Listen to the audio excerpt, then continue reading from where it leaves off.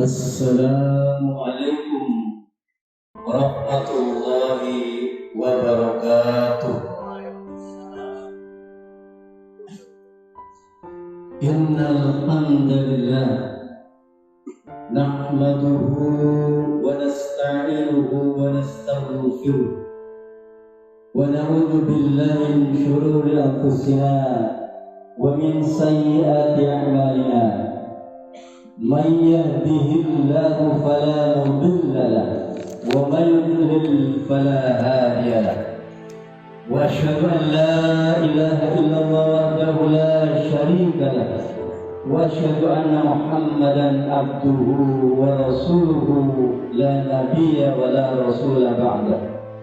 Allahumma shalli wa sallim wa barik ala nabiyyina Muhammad wa ala alihi wa ashabihi wa man tabi'ahum bi ihsanin ila yaumil qiyamah.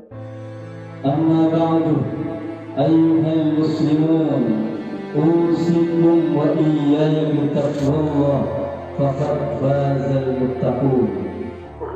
Wa qala Allah ta'ala fil Qur'anil Karim, a'udzu billahi minasy syaithanir rajim. Ya ayyuhalladzina amanu ittaqullaha haqqa tuqatih wa la tamutunna illa wa antum muslimun. Ya ayyuhalladzina amanu ittaqullaha wa qulu qawlan sadida yuslih lakum a'malakum wa yaghfir lakum dhunubakum. Wa may yuti'illaha wa rasulahu faqad faza fawzan 'azima. Allahu akbar, Allahu akbar, Allahu akbar. Allahu akbar kabira walhamdulillahi katsira wa subhanallahi bukratan wa asila. Allahu akbar, Allahu akbar, walillahil hamd. Masyaallah muslimin wal muslimat, sidang salat Id rahimakumullah. Di pagi hari ini kita duduk bersimpuh di halaman masjid yang paling kita cintai ini, di dalam rangka sujud kepada Allah, di dalam rangka mengagungkan Allah. Karena memang tidak ada yang pantas kita besar-besarkan kecuali Allah Subhanahu wa ta'ala. Kita bertasbih mensucikan Allah, mensucikan nama Allah, karena tidak ada yang pantas untuk disucikan kecuali Allah Subhanahu wa ta'ala. Kita duduk bersimpuh, bermunajat, bertakbir, bertasbih dan bertahlil di hadapan Allah Subhanahu wa ta'ala. Karena memang tidak ada satupun Tuhan yang berhak kita sembah melainkan Allah Subhanahu wa ta'ala. Allahu akbar, Allahu akbar, la ilaha illallah wallahu akbar, Allahu akbar walillahil hamd. Masyaallah muslimin wal muslimat, sidang salat Id rahimakumullah. Kita baru saja ditinggalkan oleh tamu agung kita, ditinggalkan oleh bulan yang di dalamnya itu Allah berikan banyak maghfirah bagi orang-orang yang menghambat dirinya, bagi orang-orang yang mengaku berdosa, bagi orang-orang yang mengaku punya kesalahan, bagi orang-orang yang mengaku dirinya banyak berbuat dosa kepada Allah Subhanahu wa ta'ala. Allahu akbar, Allahu akbar, walillahil hamd. Ramadan sesungguhnya mendidik banyak hal kepada kita, dan di antara kelebihan Ramadan, kelebihan ibadah puasa terutama di dalam bulan Ramadan dibandingkan ibadah-ibadah yang lainnya, karena ibadah puasa itu adalah milik Allah. Rasulullah Muhammad SAW bersabda, kullu amali ibni Adam lahu illa siyam. Setiap amal anak Adam itu, kata Allah Subhanahu wa ta'ala, lahu, bagi dirinya sendiri, illa siyam, kecuali puasa. Fa innahu li, maka sesungguhnya puasa itu untukku. Fa innahu li, maka sesungguhnya puasa itu milikku. Wa ana ajzibi, dan aku sendiri kata Allah yang akan memberikan balasan pahala kepada orang yang berpuasa itu. Allahu Akbar, Allahu Akbar, la ilaha illallah, wallahu akbar, Allahu Akbar, walillahil hamd. Kita baru saja menyelesaikan ibadah puasa, serangkaian ibadah di dalamnya khusyuk kita lakukan dengan sekuat kemampuan tenaga, pikiran dan keimanan yang kita miliki untuk meraih cita-cita takwa kepada Allah Subhanahu wa taala, untuk meraih predikat muttaqun. Oleh karenanya kemudian selepas Ramadan ini ada amalan-amalan lain yang dituntunkan oleh Rasulullah Muhammad SAW agar supaya ketika kita lepas dari bulan Ramadan ini kita memperkuat ibadah-ibadah kita, memperkuat ibadah makhdhur kita, memperkuat juga ibadah ghairu makhdhur kita, memperkuat ibadah dan persoalan muamalah kita lillahi rabbil alamin, hanya untuk Allah Subhanahu wa taala. Ma'asyiral muslimin, sidang salat Id rahimahullah. Suatu ketika di saat Rasulullah Muhammad SAW menaiki kendaraannya, ada seorang laki-laki bertanya kepada Rasulullah Muhammad SAW. Yang pertanyaan dan jawaban ini memberikan didikan khusus bagi kita. Setelah kita melaksanakan ibadah sahur ini, untuk kita perkuat, karena kita telah dididik di dalam bulan Ramadan itu dengan begitu banyak hal yang baik-baik, banyak hal yang mendidik kita untuk menjadikan kita lebih baik di luar Ramadan.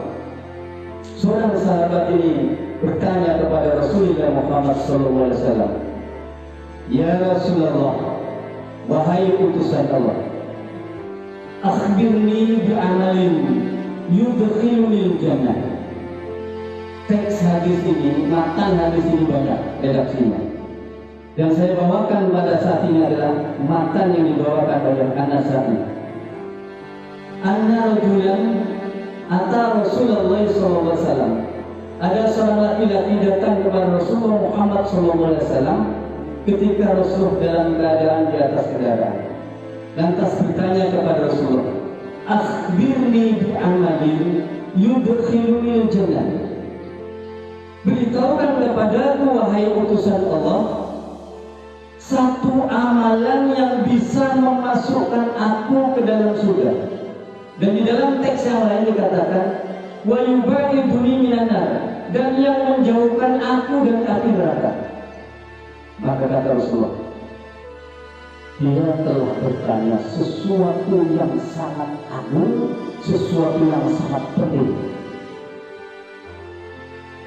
Faqala Rasulullah sallallahu alaihi wasallam. Lantas Rasulullah Muhammad sallallahu alaihi wasallam menjawab,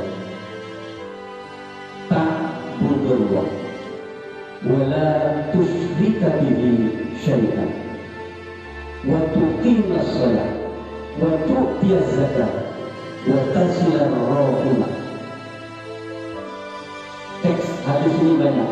Ada yang ta'budullah wa la tusyriku bihi syai'an wa tuqimus shalah wa ita'uz zakat wa tasilur rahimah. Jadi ada banyak matan teks tentang ini, dan teks-teks ini menunjukkan begitu pentingnya bagi pelaku-pelaku puasa setelah keluar dari bulan Ramadan. Jawaban Rasulullah Muhammad SAW yang pertama adalah, sembahlah Allah, engkau sembahlah Allah, dan jangan sekali-kali engkau membuat sekutu, engkau menyekutukan Allah, engkau berbuat syirik kepada Allah dengan sesuatu apapun. Masyaallah muslimin, sidang salat Id rahimahullah. Pesan pertama Rasulullah Muhammad SAW ini adalah tentang akidah, tentang keimanan, tentang ketauhidan,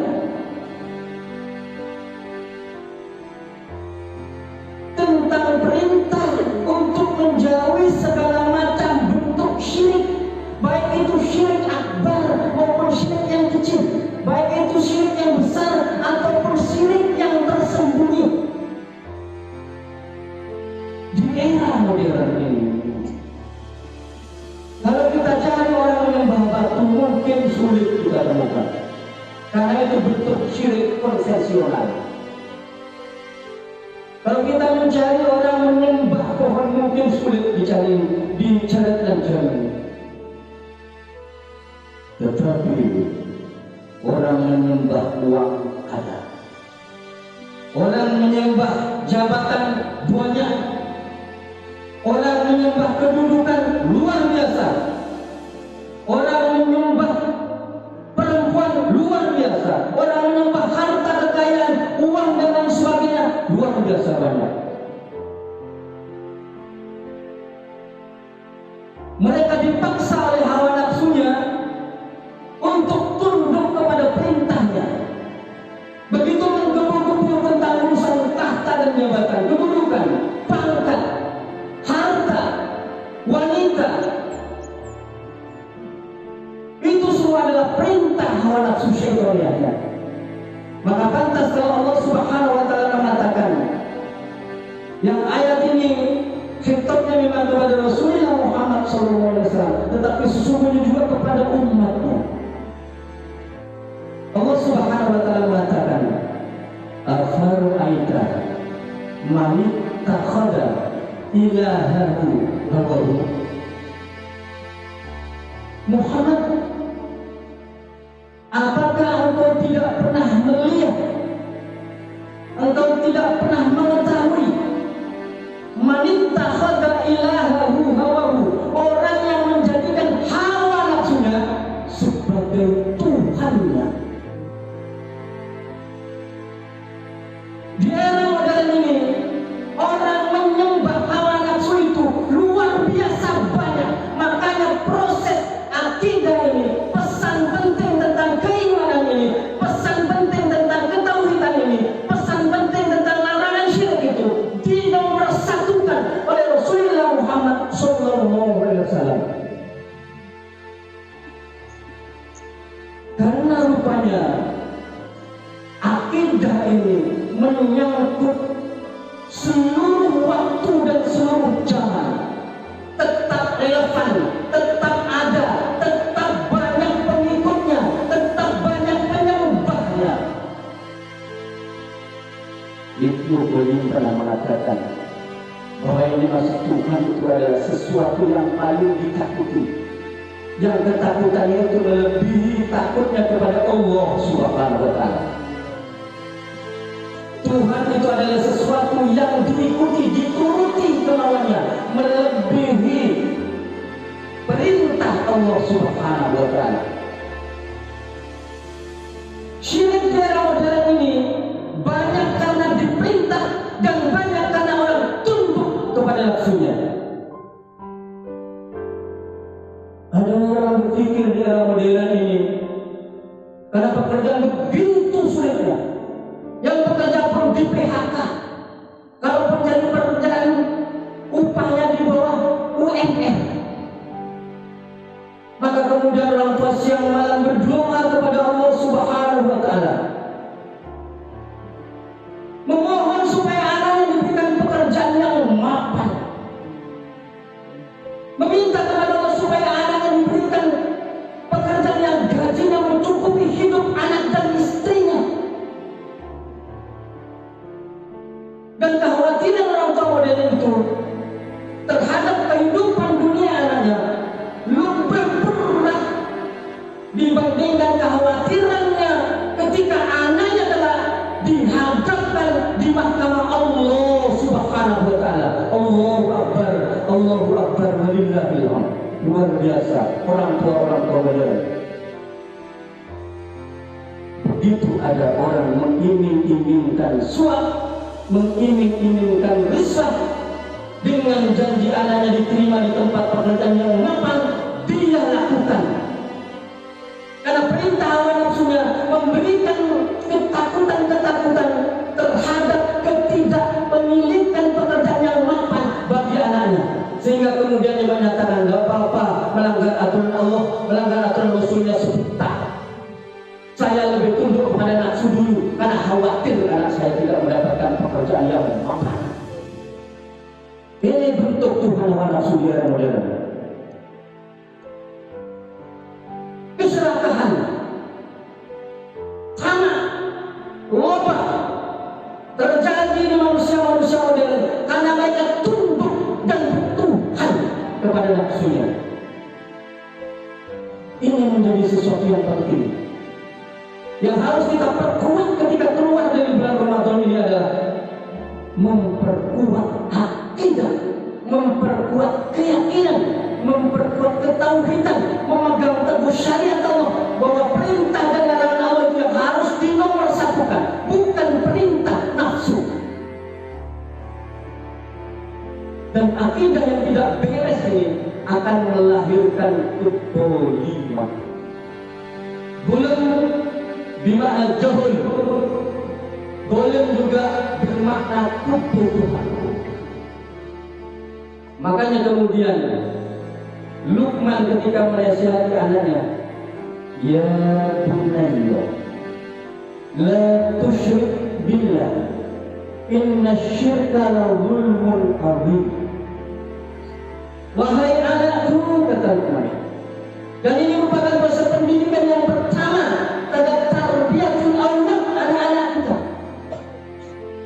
yang harus ditanamkan dalam-dalam supaya memiliki fondasi akidah yang kokoh. La tusyrik billah, jangan engkau sekali-kali syirik kepada Allah.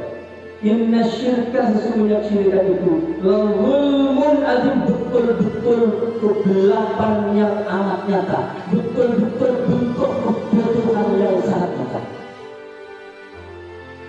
Masyaallah muslimin, sidang salat Id rahimahullah. Kemarin kita melaksanakan sholat gerhana matahari. Saya ingin menggambarkan tentang bentuk kebodohan syirikan ini. Di era modern ini, ilmu pengetahuan yang sangat canggih itu mampu menangkap sebagian kecil dari benda-benda angkasa, dari benda-benda langit yang diciptakan oleh Allah dalam ukuran banal yang raksasa itu. Bumi ini, kalau dibandingkan dengan matahari, kalau ada besarnya 76.000 bumi, masuk semua ke dalam matahari. Begitu besarnya matahari. Dan ada satu benda di langit itu yang baru hanya bisa ditangkap oleh manusia, yang selebihnya sekian juta miliar sekian belum bisa ditangkap oleh manusia. Ada satu benda yang bisa ditangkap oleh manusia dalam ilmu pengetahuannya itu. Matahari ini bisa masuk ke dalam benda langit yang satu ini kalau matahari itu banyak dan berjumlah 10 pangkat 24 masuk. Bapak-bapak, ibu-ibu, berapa nolnya 10 pangkat 24? Sebanyak itu masuk ke dalam satu benda Allah yang baru bisa ditangkap oleh manusia. Matahari sekian jumlahnya masuk semua, saking raksasanya. Lantas ada orang kemudian takut terhadap pohon yang tidak bisa membawa manfaat dan membawa, menyembah batu. Padahal batu pohon itu tidak bisa menciptakan seekor semut pun. Kita jadikan tandingan pohon dan batu itu dengan Allah Subhanahu wa Ta'ala, atau bahkan lebih celakanya, kita sebagai manusia yang dikaruniai oleh Allah itu, justru nafsu yang diberikan oleh Allah itu kita jadikan Tuhan sendiri.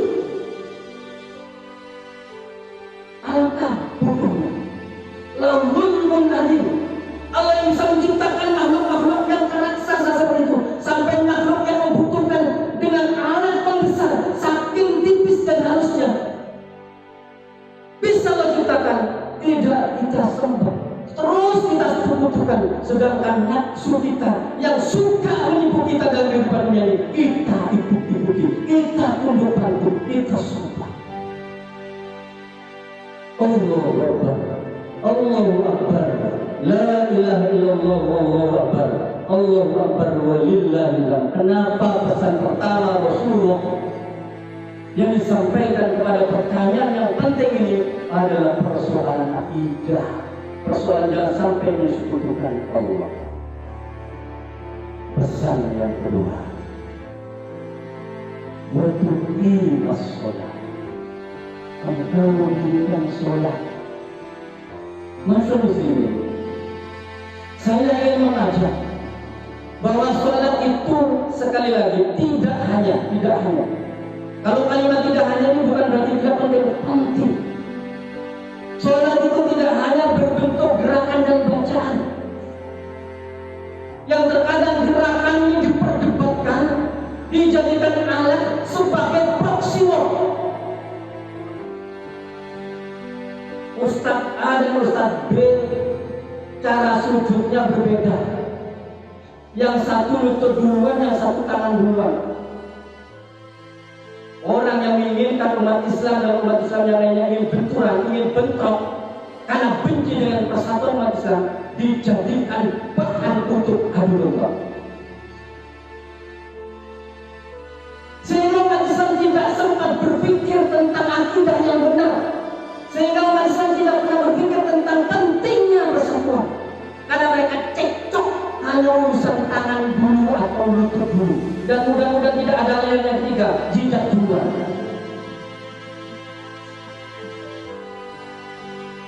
Ini dijadikan alat bagi orang-orang yang menginginkan umat Islam ini tidak bersatu, ingin memecah belah umat Islam. Kalau umat Islam ini bersatu, maka tidak ada satupun musuh di luar umat Islam yang berani dengan umat Islam. Berapapun dan seberapa banyak pun mereka, itu sudah dibuktikan dalam perang-perang yang ketika dilakukan oleh Rasulullah Muhammad SAW, jauh tidak dibang jumlahnya. Dan pesan sholat itu yang kita bacakan itu, yang kita dialogkan dengan Allah Subhanahu wa Ta'ala itu harus ditegakkan di luar-luar waktu sholat. Jangan hanya menganggap bahwa menegakkan sholat itu di 5 waktu atau sholat nafilah, tetapi di luar-luar waktu sholat, di tempat kerja kita, di pasar, tempat bisnis kita, di tempat ladang kita, ketika kita merumput untuk ternak kita, tetap tegakkan sholat. Kita terkadang sering berdoa 17 kali minimal kepada Allah, ihdinas siratal mustaqim, tunjukkan kami Allah kepada jalan yang lurus. Itu hanya bil qaul. Kita ihdinas siratal mustaqim terus, tetapi tingkah kita bengkak-bengkok. Hati kita bengkak-bengkok. Pemikiran kita juga bengkok-bengkok. Sehingga doa ihdinas siratal mustaqim itu tidak pernah dikabulkan oleh Allah karena tidak satu antara kata, perbuatan, dan keyakinan. Doa itu baru diterima kalau tidak min qalbil ghafil, kalau tidak dari hati yang lalai. Mulut kita terus berzikir, tetapi praktek zikir di dalam jawari kita, praktek zikir di dalam pemikiran kita jauh telah belakang. Subhanallah, alhamdulillah, la ilaha illallah, Allahu akbar. Berarti siapa yang dimasukkan?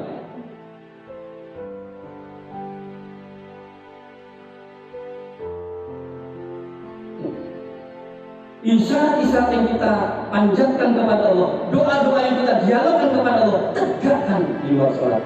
Sehingga ayat yang berbunyi, inna sholata tanha anil fahsya'i wal munkar, terwujud membumi.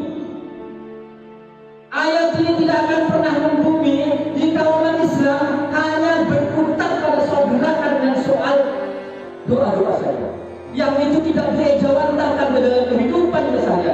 Maka umat Islam tidak akan pernah membumikan inna sholata tanha anil fahsya'i wal munkar. Kalau di rumah tangga kita sholatnya benar, dipraktekkan di luar waktu sholat, maka di dalam rumah tangga kita tidak akan pernah ada kemungkaran, tidak akan pernah ada anggota keluarga kita yang berlaku keji, tidak ada suami yang tidak jujur kepada istri, dan tidak ada istri yang berselingkuh. Kenapa? Karena sholat yang mampu mencegahnya dari segala perbuatan fahsyat dan munkar. Yang semacam ini yang harus terus kita gaungkan supaya inna sholata tanha 'anil fahsya'i wal munkar itu membumi di syariat ini, membumi sehingga kemungkaran di tempat kita ini sudah tidak ada lagi. Jangan sampai seperti di daerah-daerah sebelah, kemungkaran justru terjadi di masjid-masjid, kotak infak hilang, speaker hilang, ampli hilang.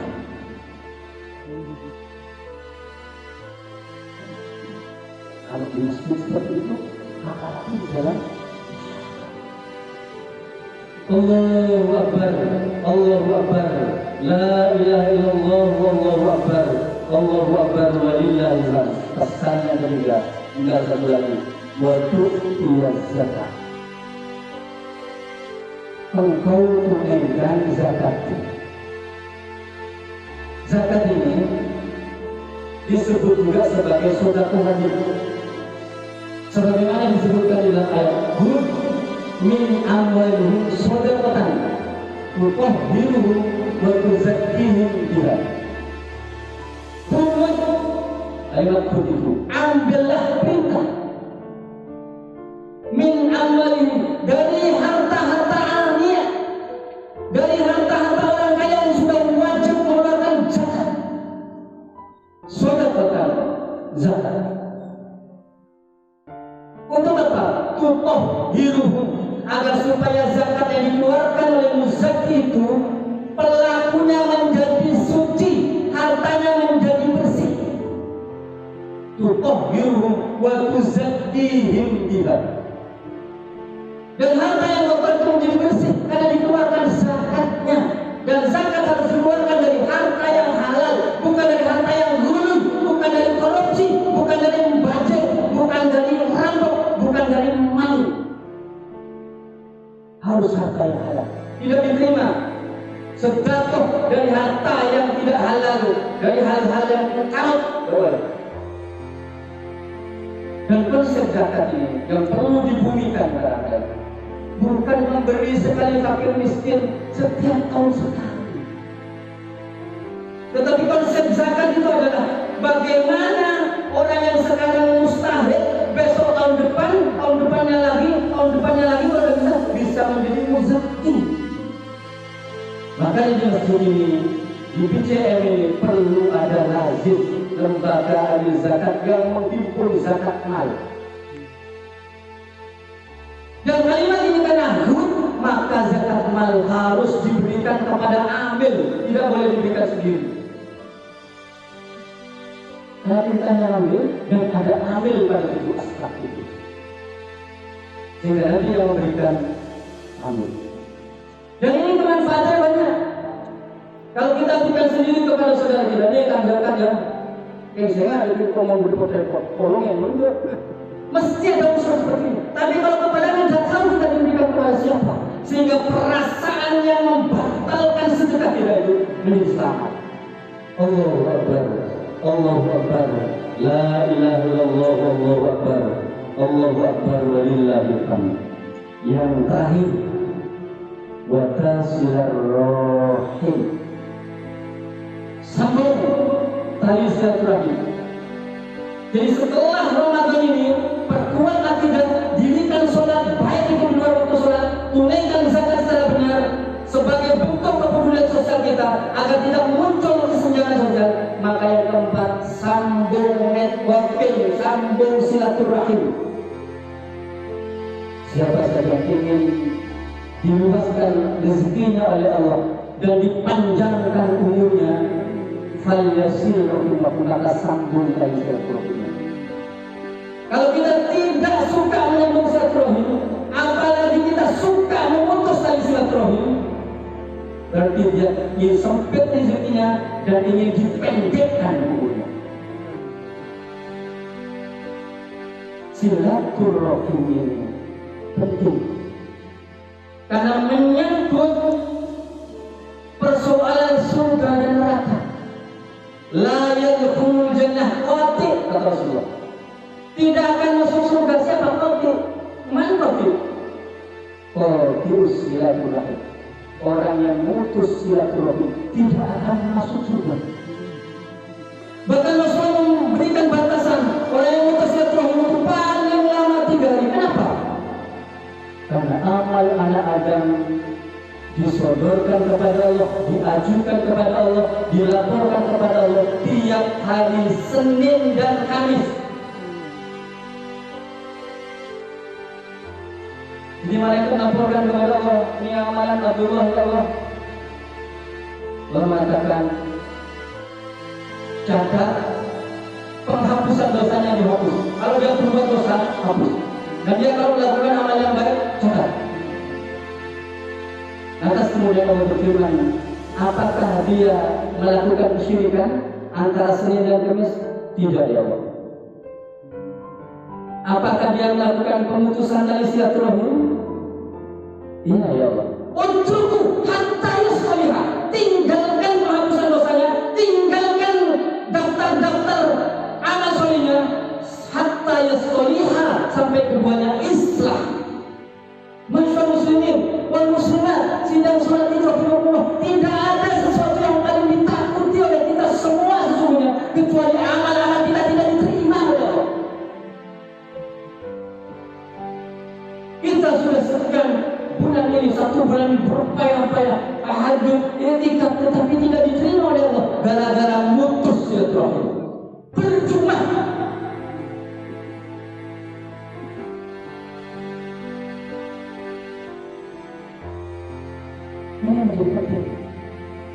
Setelah kita keluar dari Ramadan ini, maka hendaknya kita sambung silaturahim.